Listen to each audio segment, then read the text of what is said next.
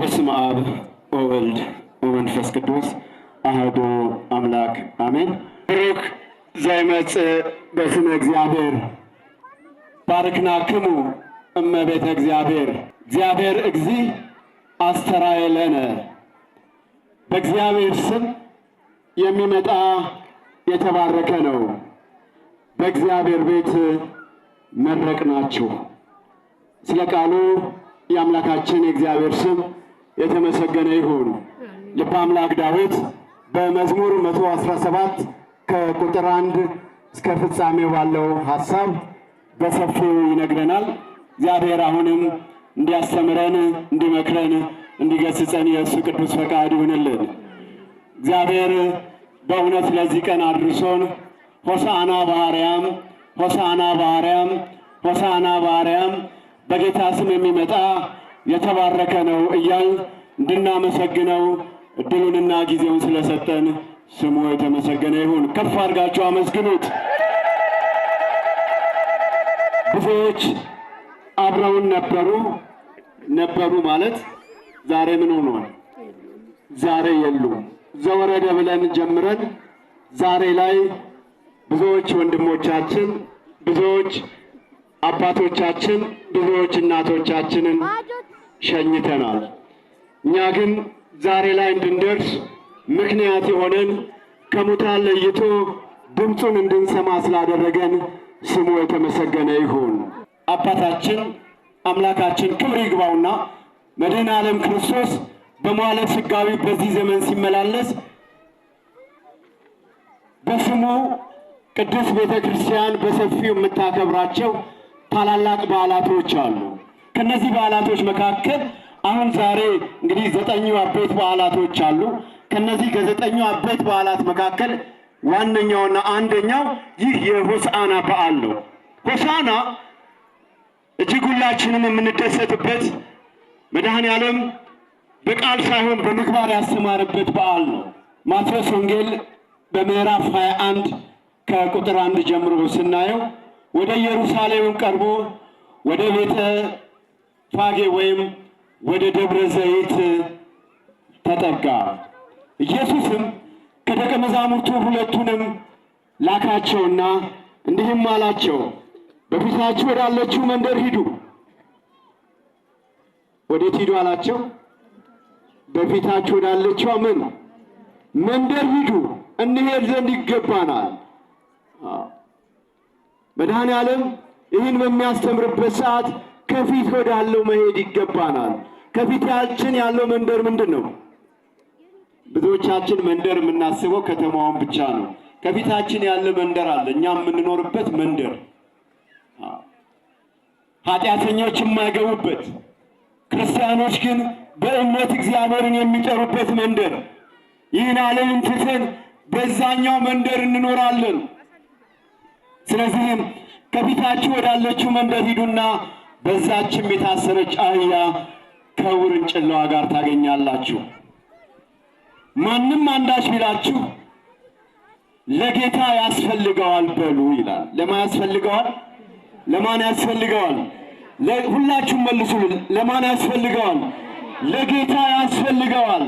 ጌታችን አምላካችን መድኃኒታችን ኢየሱስ ክርስቶስ የኢትዮጵያ ኦርቶዶክስ ተዋሕዶ ቤተ ክርስቲያን ስሙን ስትጠራው አብዝታ በሙላት ነው። ክብር ይግባውና ጌታችን አምላካችን መድኃኒታችን ኢየሱስ ክርስቶስ ብላ ከፍ አድርጋ አብዝታ ትናገረዋለች። እሱም አለ እነሆ አንዳች ቢሏችሁ ለጌታ ያስፈልገዋል በሉ። እንግዲህ ለጌታ ለአምላካችን ለመድኃኒታችን ለኢየሱስ ክርስቶስ አህያ ብቻ ሳይሆን የሚያስፈልገው ማን ያስፈልገዋል? እኔና እናንተ እናስፈልገዋለን። አዎ አህያዋ ብቻ አይደለችም፣ እኛም እናስፈልገዋለን።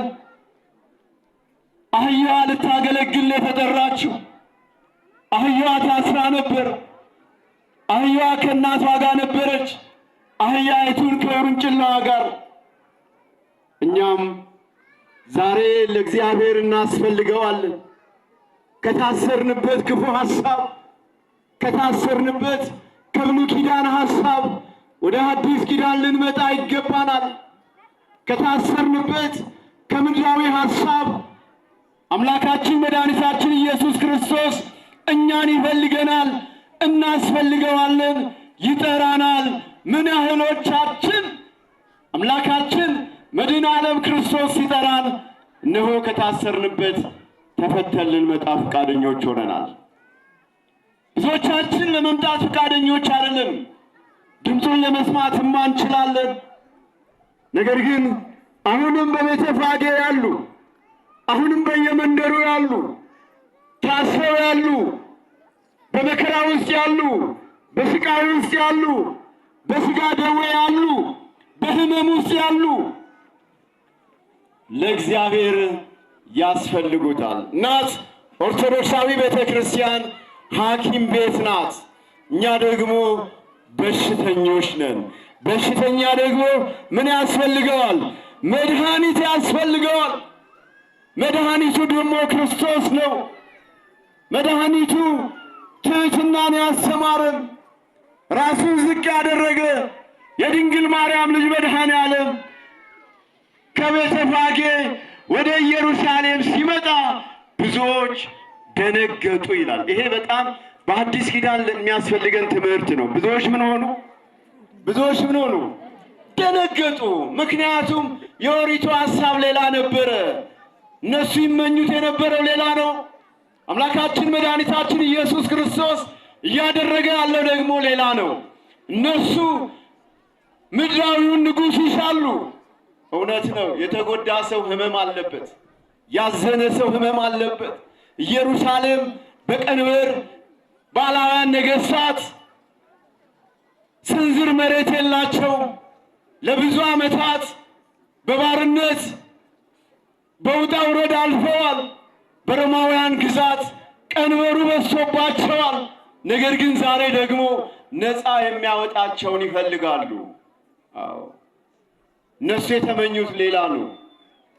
እነሱ ያሰቡት መለከት እየተነፋ ነጋሪት ድምፅ እየተሰማ በነጭ ፈረስ ሆኖ በቀይ ምንጣፍ ላይ ሆኖ ወታደር አስቀድሞ ድምፁን ከፍ አድርጎ የሚናገር ይጠብቁ ነበረ።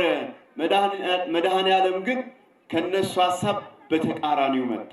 አንደኛ የመጀመሪያው ከተቃራኒ ሐሳቦች መካከል የምናነሳቸው የመጀመሪያው እነሱ ቀይ ምንጣፍ ያስባሉ። መድኃኔ ዓለም በመሬት ላይ ሲመጣ ሕፃናቱ ተመልክተው ልብሳቸው ምን አደረጉ? ቀይ ምንጣፍ የለም፣ ክብር የለም። እንደው ሰፋ ብናደርገው ጥሩ ነበር። ዘመኑ ትንሽ ጥንቃቄ ስለሚፈልግ እንጂ ለእኛ ለሰባኪያን ይሄ በጣም ብዙ መነጋገር ያለብን ነበር። ነገር ግን ምን እናድርግ? ቅዱስ ጳውሎስ እንደምን ሆኗል? ዘመኑን ምን በሉ? ዘመኑን ምሰሉት። በጥበብ ዘመኑን እንድንመስለው የእሱ ቅዱስ ፈቃዱ ይሆንልን። ቀይ ምንጣፍ የለም፣ ነገር ግን የተቀዳደደ ልብስ፣ ነገር ግን በጣም በእኛ አጠራር ጥብቆ የሚባሉ ልብሶችን ሕፃናቱ አውልቀው ለመድኃኔ ዓለም መሬት ላይ አነጠፉለት። ሌሎቹ ደግሞ ልብሳቸውን ማውለቅ ትተው ዘንባባውን የዘንባባ ዝንጣፊውን አውጥተው በመሬት ላይ አነጠፉለት። እውነት ነው። ብዙ ቅጠሎች እያሉ መድኃኔ ዓለም ስለምን በዘንባባ ተጓዘ? ዘንባባ ተመልከቱት። የክብሩን መለኮታዊ ሐሳቡን ምድራዊ ሳይሆን ሰማያዊ ንጉሥ እንደሆነ ንጉሠ ሰማይ ወምድር እግዚአብሔር ሰጋሃድ ይመጽእ ወአምላክነ ኢያረምም እሳት ይነድድ ቅድሜሁ። አምላካችን እግዚአብሔር በግልጽ ይመጣል፣ ከፊት ይመጣል። በሚመጣበት ሐሳብ ውስጥ በግልጽ ሲመጣ ብዙዎቹ ትሕትናን አሳዩት። አይሁድ ግን፣ ጸሐፍት ግን፣ ፈሪሳውያን ግን እነዚህ ሦስቱ ባይኖሩ ኖሮ ምድራችን የተባረከ ትሆን ነበረ። ምድራችን ደግሞ ከነዚህ ውጭ ልትሆን አትችልም። ከአይሁድ ከፈሪሳውያንና ከማን? ከጸሐፍት። አይሁዳውያን ብዙዎቹ ትምክህትን ስለሚሹ ነው።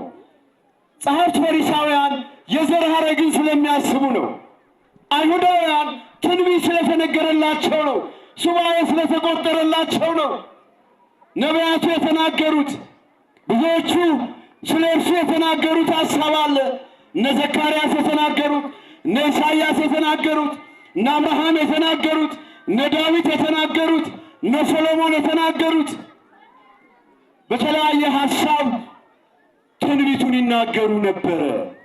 ነገር ግን በዚህ ሐሳብ ውስጥ እግዚአብሔር ዘላለማዊ እንደሆነ፣ እግዚአብሔር ይቅር ባይ እንደሆነ እነሱ ይህን ሐሳብ ሲናገሩ ይመለከቷቸው ነበረ። ሕፃናቱ ሆሳዕና በአርያም፣ ሆሳዕና በአርያም፣ ሆሳዕና በአርያም በጌታ ስም የሚመጣ ምን የሆነ ነው?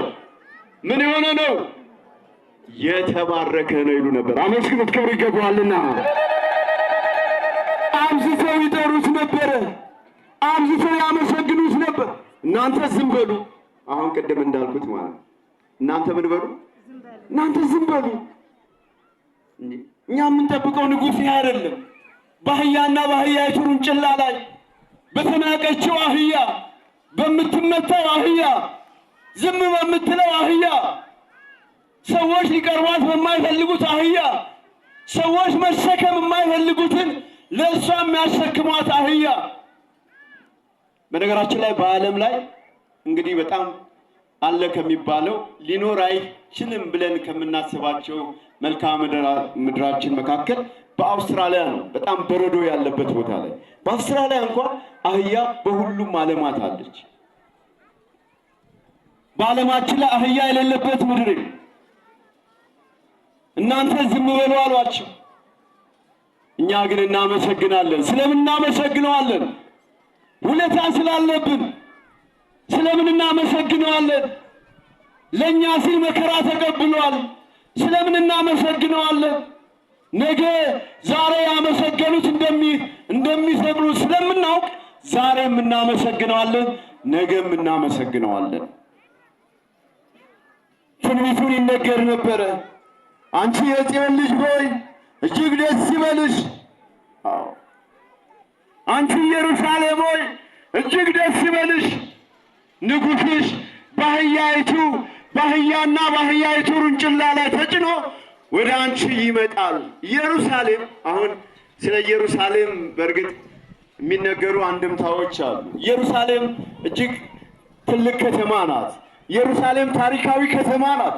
ኢየሩሳሌም ዛሬም ወንጌሉ ቢሰበክላት ያንሳታል እንጂ አይበዛባትም።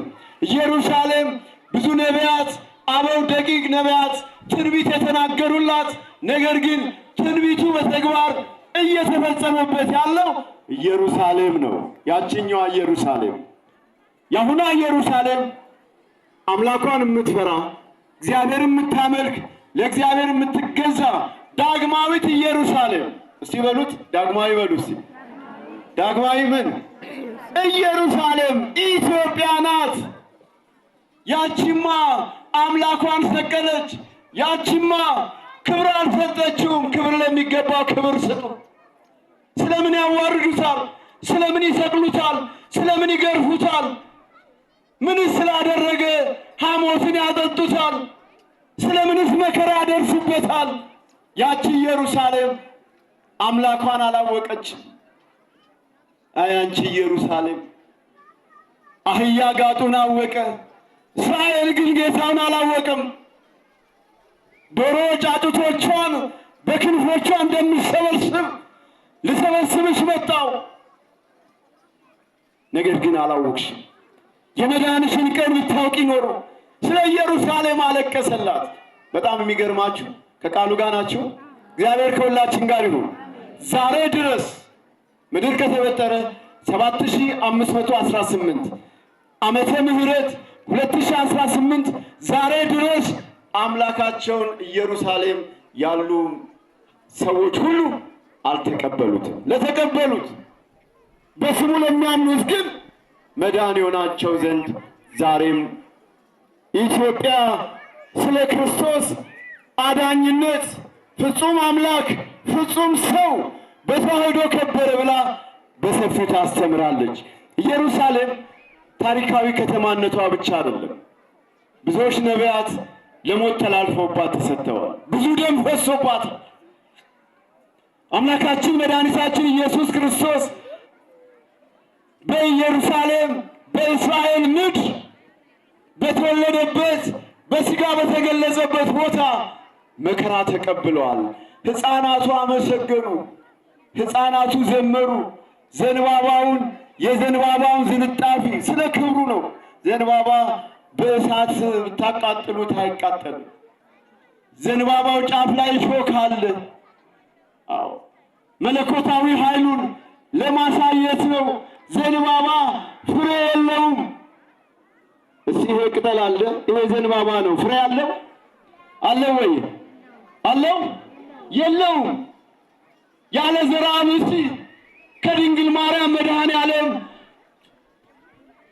በሥጋ ወደዚህ ምድር እንደመጣ ኦርቶዶክሳዊ ተዋሕዶ ቤተክርስቲያን በነገረ መለኮት አስተምሮት ውስጥ ይህ የዘንባባ አንድምታው የዘንባባው ትርጓሜ አምላካችን መድኃኒታችን ኢየሱስ ክርስቶስ ከአባቱ ከእግዚአብሔር አብ ያለ እናት ከእናቱ ከድንግል ማርያም ያለ አባት በሥጋ የአዳምን ደካማ ሥጋ ለብሶ ወደዚህ ምድር የመጣበት ነው። ክብር ይገባዋል። አመስግኑት። እነሆ ንጉሥሽ ወደ አንቺ ይመጣል። በትንቢተ ዘካርያስ በምዕራፍ 9 ከቁጥር 9 ጀምሮ ተመልከቱት።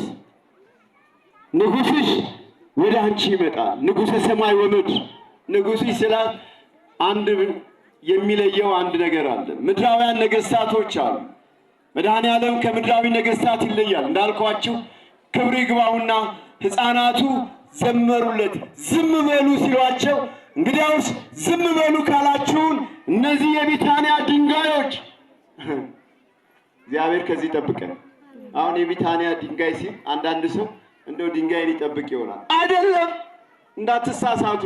አንድም የቢታንያ ድንጋይ የሚላቸው ሱባኤ ያልተቆጠረላቸው፣ ቃል ኪዳን የሌላቸው፣ ስለ እነሱ ያልተነገረላቸው፣ ነቢያቱ ስለ እነሱ ትንቢትን ያልተናገሩላቸው ከአሕዛብ እግዚአብሔር አምላክ ምስጋናን ያዘጋጃል። አንድም በቁሙ ድንጋይ ነው። በድንጋይ ተዘርቶ በድንጋይ ላይ ዘርን ዘርተን በሄክታር የምናገኘው ምንም ነገር የለም። ስለዚህም ድንጋይ ያላቸው አሕዛብን ነው። እግዚአብሔር ከዚህ እንዲጠብቀን የእሱ ቅዱስ ፈቃድ ይሁንልን። እጅግም ደስ አላቸው። ከተማይቱ ተጨነቀች፣ ኢየሩሳሌም በዝማሬ ተጨነቀች። አሁንም እናመሰግነዋለን። እስቲ አመስግኑት፣ ክብር ይገባዋልና። አህያይቱ ተፈታለች። እኛም ከታሰርንበት ነገር እንዲፈታን የእሱ ቅዱስ ፈቃድ ይሁንልን። አህያይቱ ነይ ተብላለች። አህያይቱ በደቀ መዛሙርቱ በሁለቱ ደቀ መዛሙርት ሄደው ፈተው እንዳመጡ ሁሉ እኛም በካህናት አባቶቻችን እንድንፈታ የአምላካችን የእግዚአብሔር ቅዱስ ፈቃዱ ይሁንልን። መቼስ ዛሬ የሚተኛ ሰው አለ? ይሄኔ አልጋ ላይ ያለ ሰው ኦርቶዶክስ ሆኖ የኢትዮጵያ ኦርቶዶክስ ተዋሕዶ ቤተክርስቲያን አማኝ ሆኖ እጅግ አስጨናቂ ነገር ከሌለበት በስተቀር በዚህ ሰዓት በቤቱ አልጋ ላይ ተኝቶ እሑድን የሚያከብር ከሆነ እጅግ ተሳስቷል። ዛሬ ታላቅ ምስጢር የሚፈጸምበት፣ ዛሬ እግዚአብሔር ለሕዝቡ ምሕረትን የሚሰጥበት፣ ዛሬ ከዚህ በኋላ ስለ አዲስ ኪዳን ያለው ነገር ከነገ በኋላ ብሉይ ኪዳን ነው። ከነገ በኋላ ሕማሙ ነው። ከነገ በኋላ ስቃዩ ነው። ዛሬ ሆሳዕና ብለን እንድናመሰግነው ስለወደደልን ስለፈቀደልን ስሙ የተመሰገነ ይሁን። ሆሳዕና በአርያም በጌታ ስም የሚመጣ የተባረከ ነው ብለን እንድናመሰግነው የረዳን ያገዘን እስከዚህ ሰዓት የጠበቀን የአባቶቻችን አምላክ ነው እግዚአብሔር ስሙ የተመሰገነ ይሁን። ሲያመስግኑት ክብር ይገባዋልና። ለወልደ ዳዊት ሆሳዕና ለወልደ ዳዊት ለወልደ ዳዊት ሆሳዕና ለወልደ ዳዊት